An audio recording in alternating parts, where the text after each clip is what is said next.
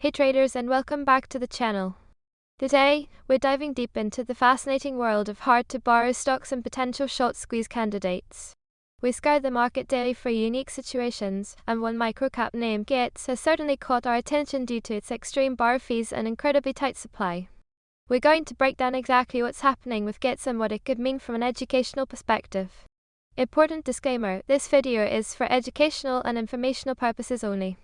Nothing in this video constitutes financial, investment, or trading advice. Always do your own research and consult a licensed financial advisor before making any investment decisions. Past performance does not guarantee future results. Alright, let's zoom in on GITS.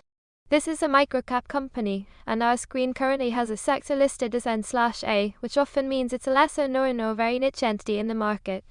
While we don't have recent active trading data for GITS, our screen shows a 0.0% change today, over the last 5 days, and even the last 30 days, with 0 shares traded today and a 30-day average volume of 0 shares. The borrow market tells a dramatically different story.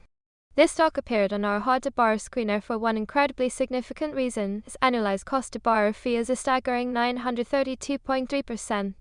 Yes, you heard that right, almost 1,000%. What is cost to borrow and why it matters? For those new to short selling, the cost to borrow, or CTB, is an annualized fee that short sellers must pay to borrow shares of a stock before they can sell them. Think of it like interest on a loan, but for shares instead of cash. When a stock is hard to borrow, it means there's either very high demand from short sellers, extremely limited supply of shares available to lend, or both. This scarcity drives the CTB fee sky high. When you see fees like 932.3% for GITS, it tells you that the market to borrow shares is under immense stress. These fees, while annualized, accrue daily or weekly, quickly adding up and creating a significant drag on a short seller's position, especially if the stock remains stagnant or rises.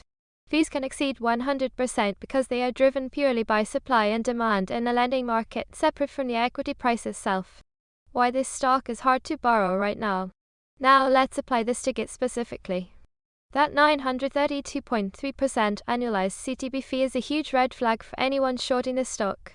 While the CTB momentum has seen a slight dip of -8 percentage points over the last 5 trading days, it still remains at an incredibly elevated level, meaning the pressure hasn't significantly eased. What truly amplifies the situation for GITS is the availability of shares. Our data shows there are only 10,000 shares currently available to borrow. When you consider the estimated flow for GITS is 2.4 million shares, having only 10,000 available is an extremely tight supply. This severe scarcity, combined with the incredibly high borrow fee, suggests that existing short positions are becoming very expensive to maintain. Our internal composite squeeze score for GITS sits at 42.5, indicating it's certainly on our watch list due to these borrow market dynamics, even with the current lack of active trading volume. Squeeze mechanics explained.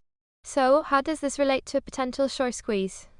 A short squeeze happens when the price of a stock rises sharply, forcing short sellers who bet against the stock to buy back shares to limit their losses.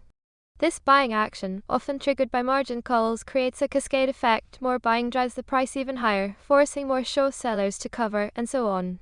For GITS, the extreme CTB and minuscule borrow supply mean that if any positive catalysts were to emerge, or even if the market for this stock were to become active again, the short sellers already in position could face immense pressure to cover. They're effectively paying a premium to hold their short positions on a stock that, as of now, isn't actively trading.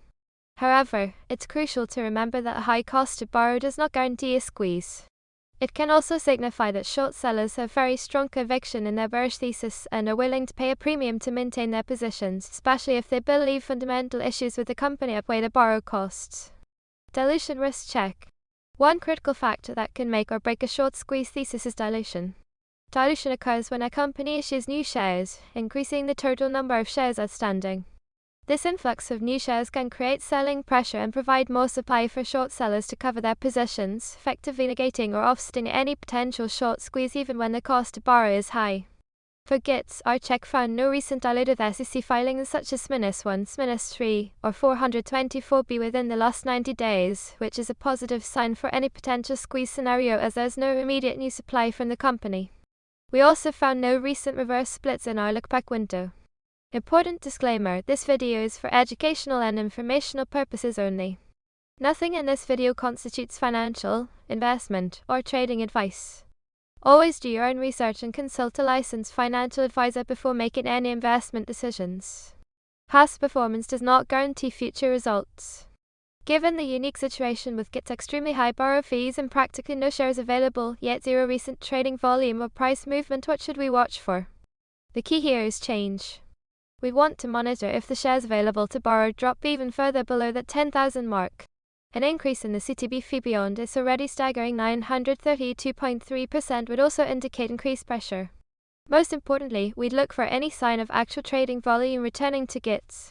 If volume starts to pick up, that would indicate renewed market interest and could be the catalyst that starts to expose those short positions to the high cost of holding.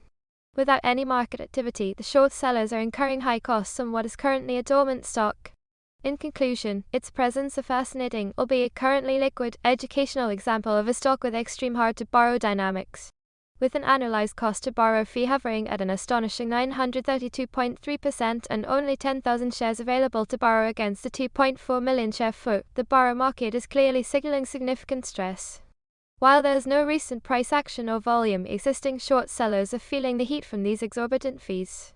It's a prime example of how the mechanics of short selling can create immense pressure, even on micro-cap names. What do you think about GITS' situation? Let us know in the comments below. If you found this breakdown helpful, please smash that like button, subscribe for more in-depth analyses of hard-to-borrow stocks, and don't forget to hit the notification bell so you never miss an update. Thanks for watching, and happy trading!